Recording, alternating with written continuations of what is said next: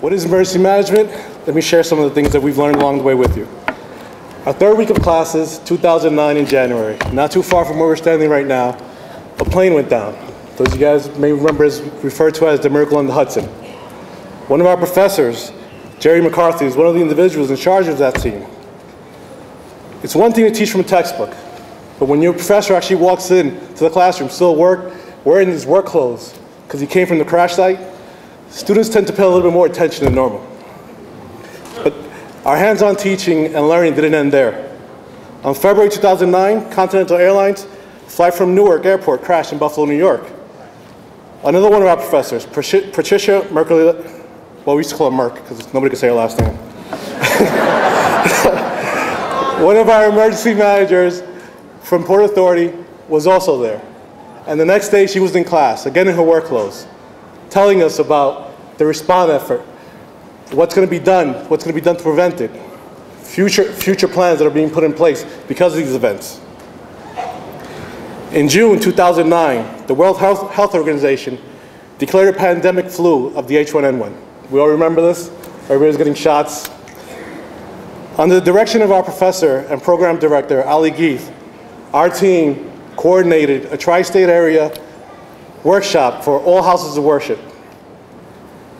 With the help of Professor Geith and other professors like Jessica O'Neill, who's the pandemic coordinator for the city of New York, our team of students organized an exercise to help assist houses of worship in dealing with this pandemic. We gained media attention and praise from such individuals as Marty Markowitz, the Brooklyn Borough President.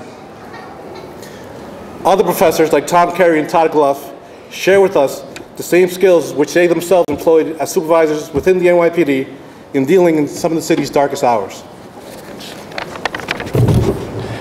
I would like to thank the faculty at MCNY for all they have shared with us, but I would also like to thank my classmates for being so proactive in reaching our goals. And by doing so, they have already themselves begun to find success in the field of emergency management.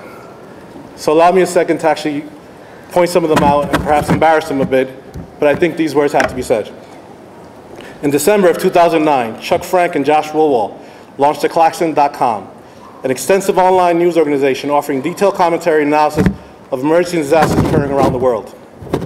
Boyd Dixon has already been named Assistant Director of Bellevue Hospital Emergency Preparedness Department.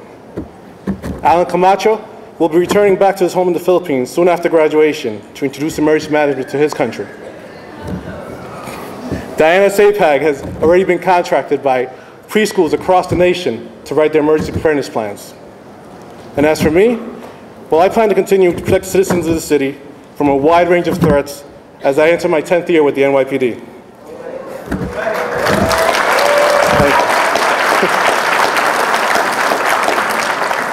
The only difference is now, I hope to do it from OEM instead of walking a beat. Let me also take a moment to thank all our friends and family that are here with us today. If not for the encouragement and support of my beautiful wife, Mary, she's right over there, my son Aiden and my daughter Michaela, I know that none of this would have been possible. Finally, in closing, I'd like to quote actually one of our fellow students. Joshua Wall and Chuck Frank came up with this magnificent motto for their Claxon.com page. It states, crisis, it reveals character. And character is something that I've seen all the graduates before me today. Congratulations, class of 2010.